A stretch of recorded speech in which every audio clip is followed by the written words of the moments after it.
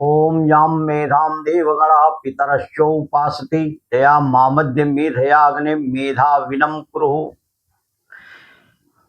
आज महापुरुषों के बारे में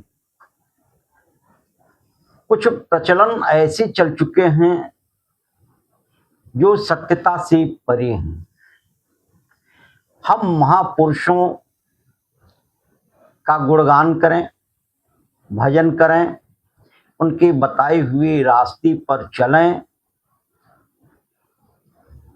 ऐसा हमें करना चाहिए।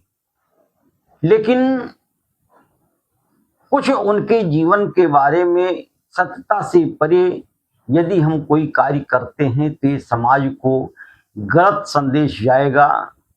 उसके प्रति हमारी जो भक्ति भावना अनुराग है वो दूषित भी हो सकती है। उदाहरण के लिए हनुमान जी के बारे में हम देखें, ठीक है, बहुत अच्छी बात है कि उनके जन्म दिवस के अवसर पे भव्य समारोह किया जाता है, भंडारे का आयोजन किया जाता है। लेकिन हम उनके जन्म दिवस के बारे में जैसे मंगलवार को मनाते हैं, ज्येष्ठ मास के मंगलवार में हनुमान जी के बारे में तो रामायण काल में ही मिलेगा। रामायण काल के ही महापुरुष थे। रामायण काल में ऋतु,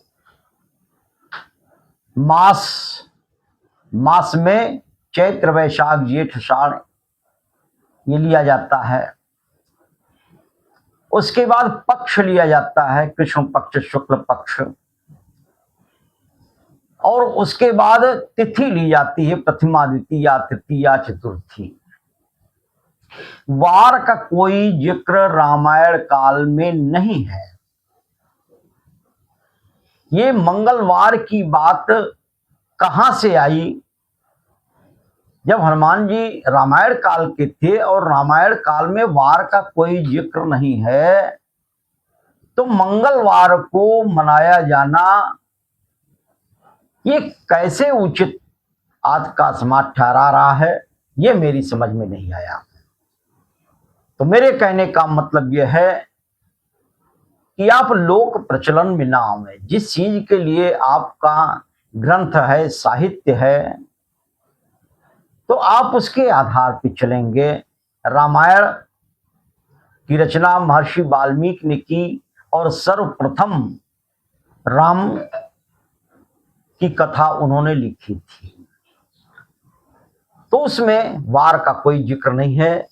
मेरे कहने का मतलब यही है कि मेरा किसी भी महापुरुष के बारे में अनुराग हो तो वो सत्य हो, भक्ति भावना हो तो वो सत्य हो, नहीं तो आपकी जो धार्मिक भावना है ये दूषित हो सकती है, लोगों को गलत संदेश दे सकता है। इसी के साथ अपनी वाणी को विराम देता हूँ। इत्योम शम।